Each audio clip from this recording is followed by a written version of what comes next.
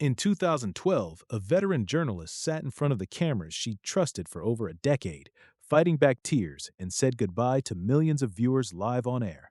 It wasn't a routine sign off, it was the moment a woman who had walked through war zones, disaster sites, and refugee camps without flinching was pushed out of the very place she'd once called home. This is the story of Ann Curry. Long before she ever sat behind a news desk, Ann's life began at the crossroads of two worlds. Born on a Pacific island to an American serviceman and a Japanese mother who had survived the hardships of the post war years, she grew up carrying a heritage that wasn't always easy to explain to the people around her. Her parents' own love story had been tested by distance, illness, and a society that didn't always welcome it. That history wasn't something Anne read about later, it lived quietly inside her own home. As a military kid, she moved constantly, changing schools and starting over again and again. That instability taught her something most people don't learn until much later in life: how to observe before speaking, and how to really listen before jumping to conclusions. It's a skill that would define her entire career. She started small, an internship at a local Oregon station, doing the unglamorous grunt work nobody notices. From there, station by station, city by city, she built her craft the hard way, writing fast, reporting in the field, earning trust one story at a time. By the time she reached a major Los Angeles newsroom, she'd already picked up 2 Emmy Awards, proof that she wasn't just a face for the camera, but a real reporter who'd paid her dues.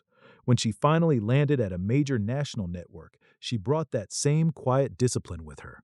While other on air personalities chased drama, she chased substance, anchoring broadcasts, then stepping into war zones most journalists only read about from a distance: Kosovo, Iraq, Afghanistan, Darfur.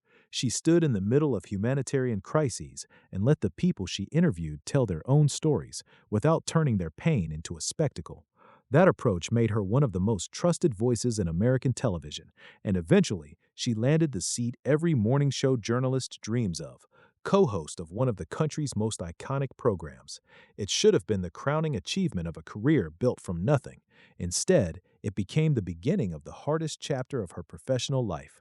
Within a year, tensions behind the scenes spilled into public view. Reports later surfaced describing a push to remove her from the anchor chair entirely. In 2012, she left the role in tears, live, in front of an audience that had watched her deliver the news every morning for years. It wasn't just a personnel shakeup, it was a very public crack in an image that television always works hard to keep polished. Years later, when one of her former male co anchors was fired amid serious misconduct allegations, the questions about her own departure resurfaced. Anne revealed that back in 2012, a colleague had come to her in tears describing mistreatment, and that she had believed her and flagged concerns to management. When the scandal finally broke publicly, she didn't celebrate. She said plainly that she took no satisfaction in someone else's downfall, choosing instead to keep the focus on the women who'd been hurt.